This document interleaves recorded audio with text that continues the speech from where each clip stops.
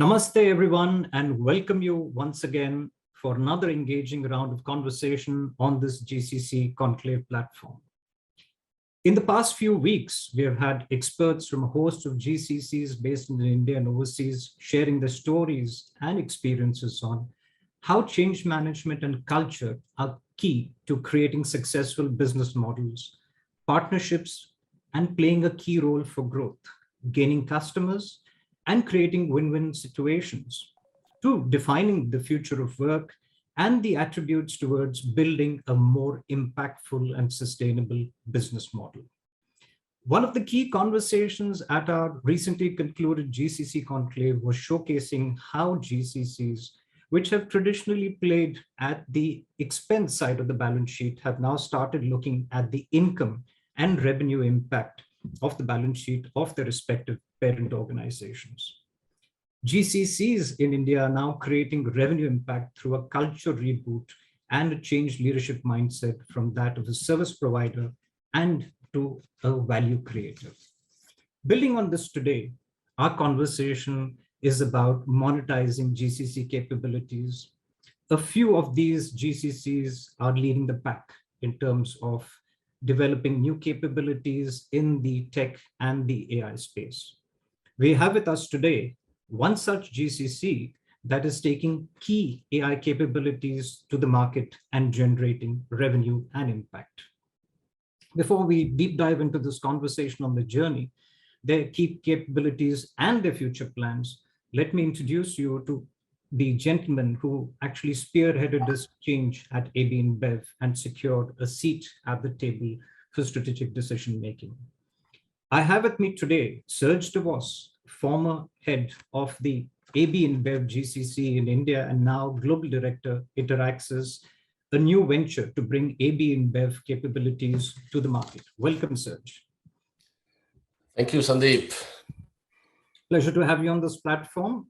And I'll give you a bit of a background on Serge, and this is based on our earlier conversation, Serge. I hope I've captured it well.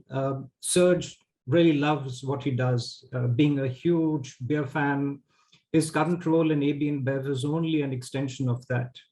He is a football fanatic. He passionately follows Barcelona Football Club and loves Barcelona, where football is just not a game, but an integral part of life, and worships Sir Alex Ferguson for creating a consistent winning culture at Manchester United.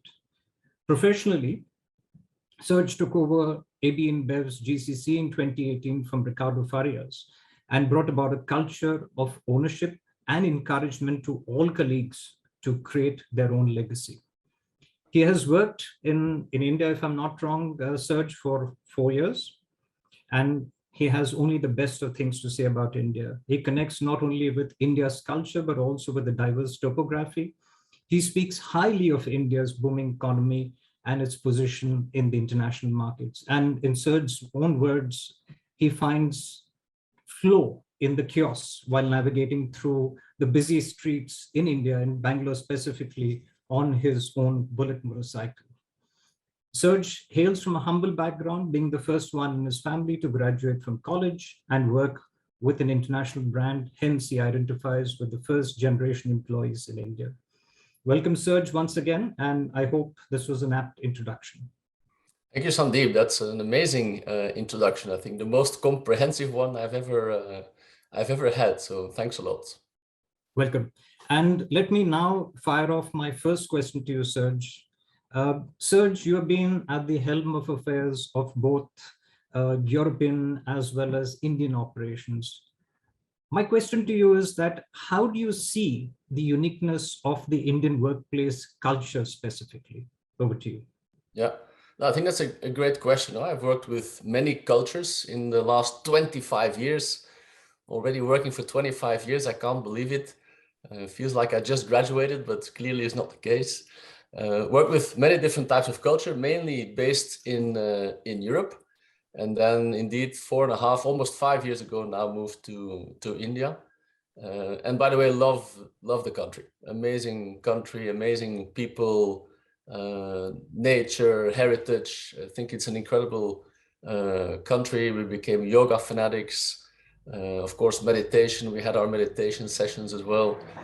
Even got into Ayurveda, right? So brought some nice herbs with me here to Belgium. So I love all of that heritage that we can find in India and the people. But of course, when you move abroad, as an expat, and you start working in a different culture, one of the first things you need to do is really get to know the culture. I did the same when I moved to the Czech Republic about 10 years ago, but of course India is slightly different still. So first thing you do is start reading books, try to learn some Hindi, although I must say that it's a very difficult language and typically my brain freezes when I need to speak a couple of words in Hindi. And yeah, I need to get used to the culture, so I tried to learn a lot about the festivals, learn some of the language, got myself, as you mentioned, the Royal Enfield, go and drive in the traffic, take an early morning bike ride at 4 a.m. To Nandi Hills. So those are all the things that you do to get to understand how people think, what they value. And of course I had a couple of learnings in the office as to how I should work differently, working in India versus in Europe. In Europe and also in the US, that we can be very direct, we can be very outspoken. And so one of the first things that I learned while in India is that the way of sharing feedback is, I think, very different. So if you want to be effective as an expat in India, you need to get to know the culture, the way of working. And that's what I tried to do in those 4 years. That's a fantastic story, Serge, and I'm sure this will be a big learning as far as anyone who is coming in from overseas to understand the Indian culture much more deeply, the way you have connected with everyone. Awesome. So now let's now deep dive into the purpose at AB InBev that you helped build. You have a story out there. We would love to hear your story there too. Over to you. Yeah. So when I moved to India, let's say the ambition was, so we took over, in fact, a center from a BPO provider. So the BPO provider had set up the center for us, about 800 people at that moment in time. And it was really a back office operation. We moved our finance services there, back office operation. But the reason why I moved to India and the task that I got was to transform that operation from a back office, very transactional back office operation with SLAs, to what we would call an AI powered intelligent operation. That was the dream that we had and the mission that I had moving to India. So moving away from being very transactional, SLA driven, to an entity that really understands the business, that is business driven, looks at business KPIs much more than SLAs, and that also drives value to the company, right? So really an entity of the company rather than a back office. So that was the dream. Now, the way that I tried to get this team of 800, and by now I think about 1,200 people behind me, and all engaged for that dream, is quite difficult if you cannot inspire people, right? And I see a lot of companies who have those very complex and long sentences as visions. We want to transform a transactional operation to tech and AI powered intelligent operation. It's not something that in the morning you wake up and you say, oh, wow, yeah, I'm going to do this. So we're looking for how do we get everybody behind us? How do we get everybody inspired to do actually that? Right? And then what we came up with in 2018 was this very simple slogan: create your legacy. Because people need to have a purpose. People need to, as I said, wake up in the morning and say, man, great, I want to go to our GCC. I want to do this work because it also has a purpose for myself, right? So we tied it back to the people's and the employees' personal motivation. And what is so amazing about India, people are very ambitious, very eager to progress in their career. So we linked those two together, right? So if you create your legacy, if you move into a new role, and the first thing that you do is start thinking, how can I create my legacy in this job? It means you're going to do something different. It means you're going to become proactive. You're going to take initiative. You're going to try to do something new. You're going to take some tech or analytics or functional knowledge and try to do something very different in the role that you're doing. That was the thinking that we tried to bring. And imagine the power if you have 1,000 people thinking in that way every single day. The number of ideas that the team started coming up with is just incredible. And I must say that after those 4 years, we actually transformed that operation into an AI-powered intelligent operation, but mainly through the create your legacy dream.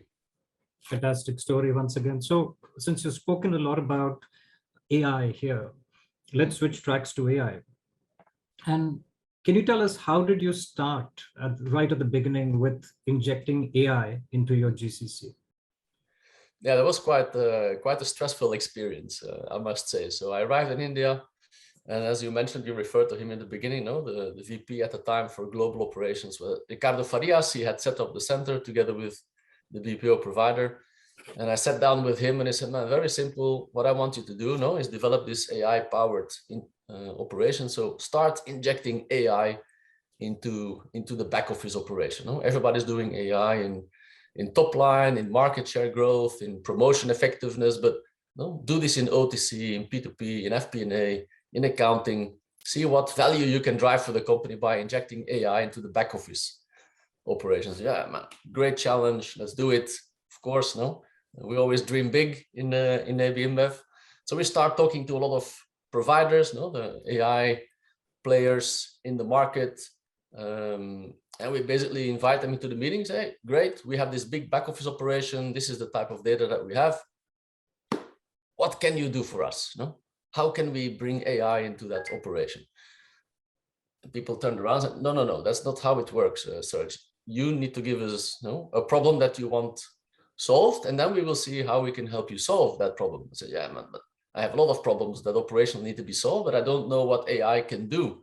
Right? What can you fix with AI, and what should I fix with RPA or process improvement, things like that. So in the beginning, the conversation didn't really flow. We spent a couple of months trying to understand each other. I was trying to understand, what can AI actually do in my back office operation? Which type of problems can it solve? And the AI team was trying to understand our operation, our business. What does the beer business look like? What does your route to market look like? So it took quite some time for us to really start talking eye to eye and to find some use cases. In fact, it took about a year almost. So the first year was kind of a failure. We invested a lot of money with some suppliers, created our own team of around 5 people, and didn't really come up with much. But then the second year, we had our first use cases, and we actually started delivering real business value, right? Real tangible dollars that were contributing to the P&L of the company. So yeah, that's how we started. So this communication was quite difficult at the beginning. Also, the solutions were not really available, and still today, those solutions are not really available on the market. You really need to start building from scratch. How do I improve my overdues, my payment on time, cash flow, etc. Excellent. You spoke about monetization of these AI solutions. So let's go a bit deeper into that. How does monetization actually fit in with AB InBev actually being a beer company? Yeah, great point. That's a question I get a lot now that I'm pitching our AI solutions to other companies, and they're a bit confused. No, aren't you guys selling beer? How do you start selling AI solutions all of a sudden? But if you look at it, overall the ABI strategy today has 3 pillars, and this initiative basically fits within that 3rd pillar. So of course, our key focus remains to lead the beer category worldwide. But we have a new CEO since about 1 year, and he's also started looking at what's happening today on the market, and you see a lot of those digital platforms emerging. Amazon is the obvious example, also Facebook, etc. Everybody knows those platforms that are being created and generating massive amount of value. And then we started looking at our company, and we realized that we also have a massive platform. We are worldwide available across all of the continents. We have millions and millions of consumers that buy our beers directly or indirectly from us, of course. We have thousands and hundreds of thousands of customers. These are small retailers, bigger retailers. These are pubs, restaurants. In some regions, we deliver straight to those pubs and restaurants. Suppliers, also thousands. So we have this massive footprint with breweries, with sales offices, with partners, with customers, that we thought, okay, but this footprint is quite unique if you look at it. So what can we do to further monetize our ecosystem, to solve problems for the ecosystem that we are basically leading? And so Interaxis, which is that venture that takes those AI solutions to the market, fits within that pillar. How can we use the global ecosystem that we have and the knowledge and experience that we have to help other customers basically solve complex problems? That's where it starts. And then why AI? Because you can say, yeah, but we have RPA, we can do some BSc consulting, we can advise companies how to set up an office in India, things like that. Yeah, for sure we can do. But then AI is the area where we believe we are most advanced compared to a lot of other companies. And we believe we developed some products that are quite unique. So those AI products in the back office space are quite unique. Of course, we also have solutions in commercial, marketing, procurement, HR, and so on. But mainly the back office space we think is quite unique. So we decided to take those to the market first. So that's the logic why a beer company can also sell AI solutions. Excellent. You spoke also about value. Now, what is the value that these solutions can drive? Can you actually share some examples behind that? Yeah. We have many examples. I'll take some of those examples from the back office scope for GCCs. How can GCCs drive massive value? Just as an example, 2021, those AI solutions drove $61 million of EBITDA savings. So P&L savings, around $60 million in one single year. And again, those are not numbers that we invent and are hypothetical. These are numbers that are recognized by our CFO office in the P&L. So we have an office that is validating the numbers. I cannot just claim the $60 million. There's other people in New York that need to validate those numbers. So some examples in the P2P space, the very obvious one of duplicate payments. You would say duplicate payment detectors are already around in the market since 20 years. We made a little twist there. Of course, we also used providers to detect potential duplicate payments, but we made a little twist there, is that we made a proactive algorithm. So even before the payment to the supplier is done, the algorithm will flag or assign a probability to a specific invoice on whether that invoice is a potential duplicate of an invoice of 3 months ago, 6 months ago, a year and a half ago. So it becomes proactive rather than go and doing a recovery audit afterwards. Right? And we did our first customer rollout a couple of months ago with one of the largest food manufacturers in the world. We've demonstrated in that first rollout that we are 70% better than the market leader in the US. So we found 70% more duplicates than their existing audit or payments recovery firm. So that gives us a lot of belief that we can take this type of solutions to the market. And that's a very obvious one. But then, of course, we open that up a lot more. So we have an anomaly detector on the P2P side. We have similar type of anomaly detection on the OTC side, which basically checks every single outgoing invoice before you send your invoice to your customer. The algorithm will, again, using machine learning, try to detect whether there is a potential mistake on that invoice. And so the type of value that this has driven for us is that in some cases we were undercharging customers. We were applying discounts that were not valid anymore. We were applying prices that were outdated. So similarly on the supplier side, so making sure that the algorithm detects potential mistakes in terms of pricing, in terms of VAT. VAT is extremely complex in some regions. If you overpay VAT, of course, you will never get to know. If you underpay VAT, you will get massive penalties. So those solutions on the P2P and OTC side have driven literally millions of dollars of savings. And the assumption that we basically start from with those anomaly detectors is that in this type of transactional business, P2P invoicing, OTC invoicing, collections, you have an error rate of around 1 to 1.5%. Even if you're quite automated, No system is perfect. So you have an error rate of 1 to 1.5%. And we detect those errors basically before they happen. Yeah? So that's how we drove massive value for AB InBev. Again, we did for a large food manufacturer just recently. So we hope to do still many more. Awesome examples. Really love the entire example you gave about anomaly detection, as well as a $61 million EBITDA example too. That takes me to another question, which is linked to your journey here. And in these 4 years, there's been a lot of learnings for you on a personal basis in terms of working in India, leading the GCC, and now going back to Belgium and actually looking at monetizing, the entire applications from India. Now, what are your learnings, and what is your message to other GCCs who are coming to India and building businesses, or even to the existing GCCs who are incorporating AI into? Okay, yeah. So let's start with the new GCCs. No? Every year there's still a lot of new GCCs coming into India. So the first thing I would tell a company that wants to set up a new GCC in India, I would say, man, don't come to set up a back office operation.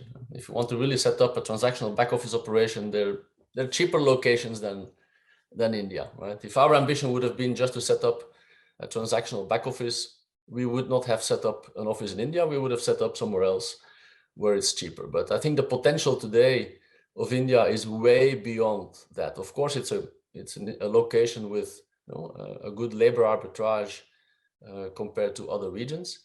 However, I think the biggest advantage of setting up an office in India is the scale and the skills. Yeah? The skills at scale, probably. So the amount of tech skills, the amount of analytic skills and talent that you can find in India is just mind-blowing. Number of people graduating every year is more than the country that I'm from. It's more than, we're 12 million people here in Belgium. There's much more people that graduate from engineering type of colleges in India on a yearly basis. So I think the talent that you can find in India is really something that you need to tap into. So if I would set up a new office in India, I would say build for a value center and don't build for a transactional back office, right? Which also means that if you want to set up for a value center, you will need to recruit differently. You're going to recruit different type of people, with the real tech experience, with analytics skills, with deep functional skills, people who really know finance, have spent years in finance. In our finance operation, we have tens of CAs, chartered accountants, right, in every single team. We have internships with colleges for chartered accountants. So just because they bring in the hard tech skills or the hard finance skills in that case. So that's, I think, the potential of India for new GCCs. Second part of your question was for existing GCCs, building AI. I think everybody is at that stage where they're either already implementing AI for the company. Some are already quite advanced, and some are, let's say, at the beginning. So I think the first lesson there, as I mentioned before, is it takes time. Don't think this is something that you're going to start building in 3 months. Like you build a bot. Okay, you can probably build a bot in 3 months and you have your first successful case in 3 to 6 months. Great. For AI, not necessarily the case, because it's much more complicated than that. It's a bit of a culture change. It's people who need to understand the business and understand AI. So you need to have patience. You will need to invest and be ready to have zero returns for a certain time period. That's, I think, lesson number one. Lesson number two is very, very concrete use cases. I know a lot of other companies that are implementing AI, but they're struggling with valorizing those investments. What is now really the value that we have driven from those initiatives? They've implemented amazing NLP solutions, or they talk a lot about the technology, but then they have difficulty to really valorize, put a value to the saving that has been delivered to the company, or the top line growth or market share growth. So start from very, very concrete use cases and focus on that value delivery from day one, right? Because this is in the end what CFO, CEO, and all senior leaders will be looking for. What is actually the value that you have driven for the company? And maybe the last one is, think about what you do externally versus internally. Because AI skills are quite scarce. There's a big fight between tech companies, but now also GCCs and startups trying to attract that analytics and AI talent. So if you have that talent and you have a team, think clearly about what are the capabilities I want to build internally, which are the solutions I want to build with my team, and which are the ones that I'm going to use a partner for. And then think of me, if you want to build something in OTC or P2P, not very strategic for a company, I would say, is amazing in terms of delivering values. Those are the solutions that can really drive credible value.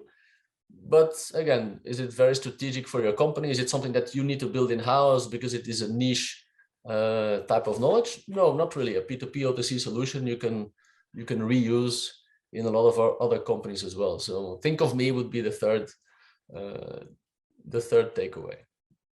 Excellent. So Serge, you've actually been through all the round of questions that I had posed for you, and you've done it well. And now we're going to come to the fun part of the conversation, where we're going to put you in the hot seat for our rapid fire round. And you'll have to give me honest and quick fire questions. So we're going to start with the first one. This is about beer, and pardon my pronunciation if I've got it right. It's triple Carmelet or Kingfisher beer. Oh, very simple, very simple. Triple Carmelit. So for sure, one of my favorite beers. Excellent. The next is Messi or Maradona? Messi, clearly. Eden Hazard or Romelu Lukaku? That's a tough one. That's a very tough one. Eden Hazard is amazing, but he's been so injured the last 4 years that I have to say Romelu Lukaku. Excellent. Okay. Max Verstappen or Sergio Chico Perez? Oh, both are very good. I like the stamina and the persistence of Perez, who's been around for so many years. But yeah, if we need to select the best Formula One driver, it's clearly Max Verstappen at the moment. Okay, good. We're on the same page. Yeah. Okay, so no more comparisons. Now we're going to ask you direct questions, and you'll have to be very honest with me here. If a movie was made about your life, who would play you? Oh my God. That's a very difficult question. Huh? That's a very difficult question. That's why it's the hot seat. Who would play me? Oh my God. I don't know. Matt Damon or something? Okay. Although he's a bit more muscly than I am, so I probably need a more skinny actor. The one from Batman, he's a little bit more skinny, the Batman actor. I don't know his name though. I was thinking more about Tom Cruise possibly. So yeah, almost the same age. Yeah. But he's much more brave than me. I would never do those stunts live that he does. Okay, so what are the 2 things that you would put on your to-do bucket list? On my to-do bucket list, I had a to-do list before COVID, which was mainly a traveling list. So for sure, I think Japan was the place that we really wanted to go as well. Again, has a very unique culture, nature and everything. So that's for sure a place to go. And a thing to do is to launch a startup, launch something on my own one day would still be the dream. Awesome. And who's your favorite superhero? I'm not that much into superheroes. Favorite superhero? Yeah, probably Superman, no? Okay, just cool. Hand up and fly. Okay, what's one piece of advice that you would go back and tell your younger self? I need to be prepared for this type of question. Much better. The piece of advice I would give to myself probably would be to move internationally a lot faster. I think I've taken a lot of time to move abroad and both for my career as for personal life. No? This is an amazing experience. So probably, yeah, once you graduate from college, go international, learn about new cultures. Yeah. So since I'm going to keep you in a time warp, and if you had a time machine, and this is like going back to the future with Michael J. Fox, which part of history would you like to go back to? Oh, that has to be something in the Roman Empire. No, I've studied Latin when I was young, and I was always amazed by those stories of the Roman Empire. So probably go back there. Roman Empire, amazing civilization. Yeah. All right, that's a good answer. It's been an awesome conversation, and we're really pressed for time. But on that note, we've come to the end of this conversation. Thank you so much, Serge, for your time. And it was fantastic to have you on this NASSCOM GCC platform. Thank you. Thank you very much. At least Dhanyawad, I know. Yeah? That's a good one. Thank you. And I also would like to thank our audience for tuning into this conversation. As always, we really appreciate your feedback, and you can write back to us at events@nasscom.in. We have a series of conversations lined up with leaders in the coming weeks. So continue to stay tuned in, and we look forward to meeting you virtually at our sessions very soon. Until then, stay safe, stay healthy. Bye for now.